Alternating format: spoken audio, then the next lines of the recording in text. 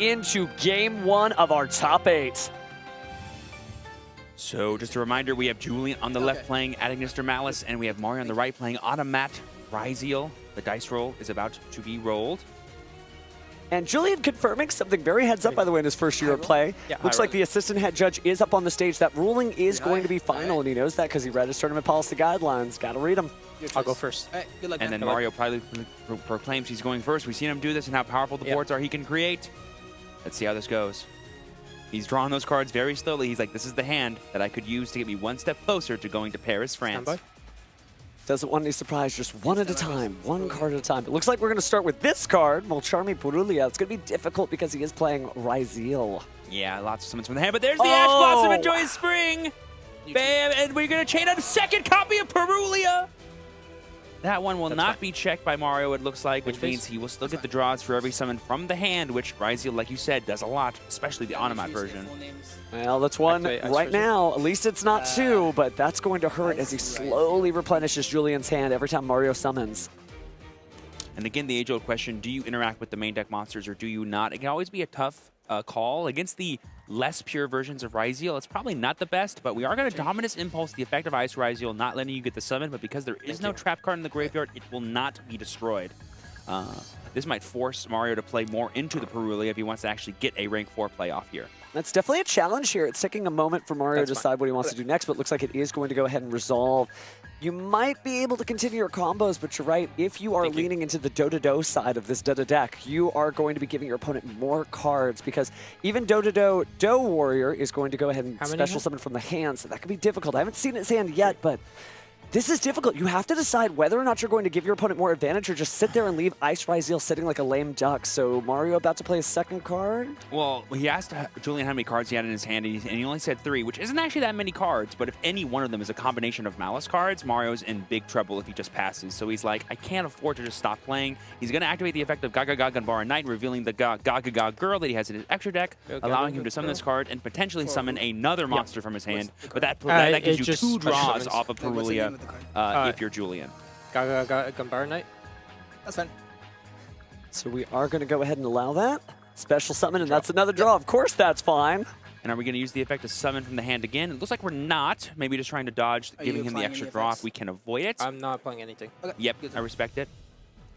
Makes a lot of sense to me. He also might have no target in hand, but it yet to be seen. I have 2. We've seen in this situation some duelists that play Xyz-based decks turn into Baguska, the terribly tired Tapir. I wonder, it's not necessarily as effective against MALISS because of the Link monsters, but he's got his work cut out for him. Obviously, since it's just Purulia, it's not as big a deal to special summon from the extra deck, so this choice is going to be most important. I am seeing those materials in defense mode. That usually means a duelist is summoning Baguska. Oh no, Gallant Granite! Ooh, threatening the potential to search Nibiru, the Primal Being here, as the rock target in his deck that can essentially say, hey Julian, do all the MALISS combos you want. See what happens. Yeah, come get me. Well, there we go. We're going to grab Nibiru, the Primal Being there, and then use the detach effect of the Gaga Ganbara Knight. Yeah, that'll allow him to, I believe, search for another, basically, I think either Zubaba card or I think maybe a Gaga card as well you can grab. Well, let's see what he pulls out of the Da-Da-Da deck. One pile at a time.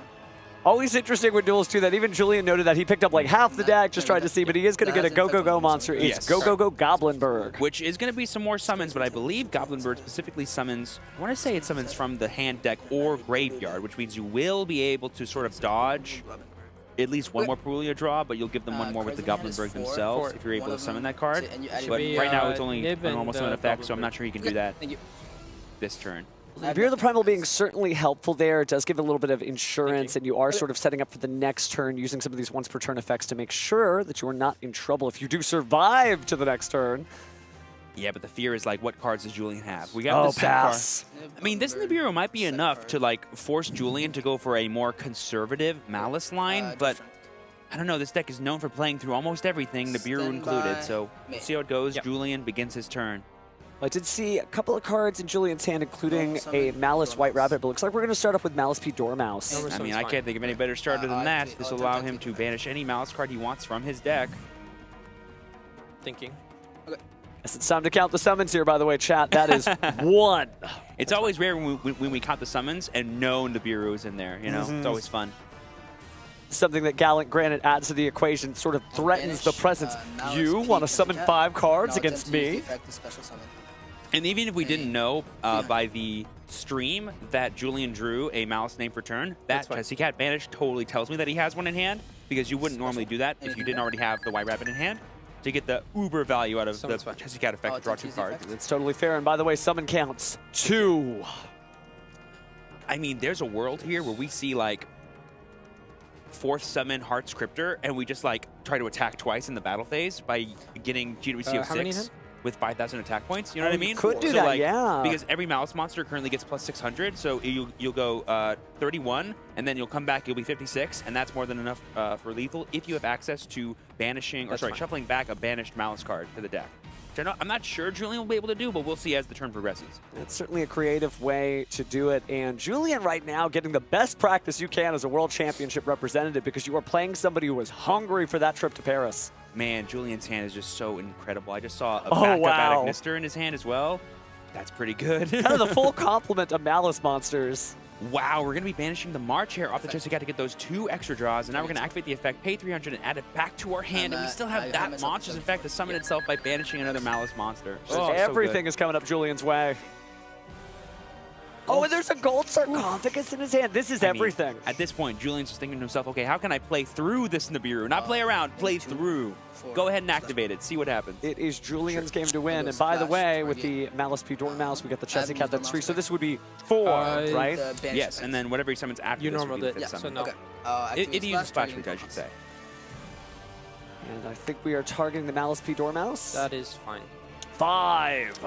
Anything on Rise? No, this is 4. Oh, it is 4. Okay, you're right. Because 2, 2, yep, 5, 4, 3, 2, 1. Let's jam. Jokes aside, we do have the Splash Mage bringing out the Malice P Dormouse in defense mode. Fine. But this is rough now if you're Mario, because now you have no really good time to Nibiru, because if we go into Red Ransom here, because we have the March Hare in hand, or White Binder too, that works as well, because having the March Hare in hand basically means whatever Link 3 you get rid of, I can just banish and bring it back using March Hare's effect, if it's in the graveyard. And then you just give me a free token body to kind of like fight through everything, and now I know most of your interactions are gone. And Malice P, Chessy Cat. So I know we haven't used the Dormouse banishment effect now, and it does look like we're going to get rid of the Gakaka Knight as well as the March Hare and the Dormouse, paying some 300 life points there to activate the effect. Anything here? Yep, Dormouse, because we already used Chessy Cat this turn. Okay. Thinking here for the Nibiru, now is as good a time as any, because you know your opponent has the March Hare. It's pretty rough here, considering that you're kind of just like giving your opponent more opportunity to put more names in his banishment. But there we see the Nibiru coming down. This will only have 0 defense points, and I believe 3,200 attack. Well, it's going to have a little bit of defense from the Gallant Granite. That's right, that's right. I think it's like 23 and 18 or something are their stats. Res good. Oh, linking it off. Into the Link Spider. We are playing it in Julian's extra deck for exactly this situation, and because we have the backup in our hand, that's now a Link monster that we can use to summon and get access to our wizard. Ooh. One of the first Cyberse Link monsters to ever come out, creeping its way back onto the World Championship qualifier stage, and a really heads-up way to do it. Again, a Cyberse monster. I don't think there's any normal Cyberse monsters in his hand. He's not that much of a Galaxy Brain duelist, but he's doing a great job navigating everything here as he's about to activate the March Hare effects. Yeah, just get access to White Binder, right? That's fine. I would imagine you'd have to. And that draw would feel pretty good right now. And what's cool is because he has the gold sarcophagus, even if we have something like Ash Blossom here to interact with the White Binder, we're still able to gold sarcophagus White Rabbit, and then get access to GW06 that way, and then just summon back White Binder using that card. There's the Ash Blossom I was talking about, but I don't think it's going to matter because of the play I just described. Ash Blossom Majora Spring certainly powerful to be able to stop that, but it's not going to be enough. There's so many powerful cards still in Julian's hand. Oh my gosh, do you know what that set card could be? We know that Mario plays Gravedigger's Trap Hole. We've seen it day 0, we've seen it day 1, we've seen it day 2. That's what that set card could be. Now, it also could be a RYZEAL Plasma Hole, so we'll have to find out if it's a live trap or not. It could be just one gigantic bait. You're totally correct. And if I recall correctly, when Mario was on the featured match stage, he just had a set bonfire, but that was enough to scare his opponent because it was set off a triple tactics thrust. Yeah. So you don't know if it's a bluff, a live trap card, a dead trap card. We will have to find out one way or the other. That was hilarious. He's like, I'm going to set bonfire, and the guy's like, oh yeah, that's enough. You win. Yep. Right, so gold sarcophagus finally being activated. Let's see what we're going to banish out of the box. There's the White Rabbit play I was talking about. Rabbit, We cannot pay 300, summon that, and then get the search for our all-important Malice trap cards, specifically GWCO6. Seems like a pretty good one for this board texture. Well, maybe a bumpy ride, because there goes the GWCO6 set face down. It is worth noting, too, that I believe we've used every single main deck Malice Monsters effect to summon themselves. The only things we have left are Heart Scripter and Red Ransom. Well, there's 3 Cyberse monsters on the field. One of them including a Malice name, so this could be Heart Scripter right here. There she is. Crypto's fine. Attempt Cryptor, targeting Chessie. Yep, we're going to shuffle back the Chessie Cat to non-target banisher card. It's going to be the set card. Is that Gravediggers? Let's find out together. It is non-targeting, and it's ONOMAT Pyro. You're right, it is a bluff. I mean, So it's still Crypto's at good. It 31 caused him to go ahead and use up that effect to banish it, although there wasn't really any other great targets on the field. And of course, the Nibiru, the Primal Being, probably not long for this world. But now we're going to see the backup Aniteckzetto slapping on down.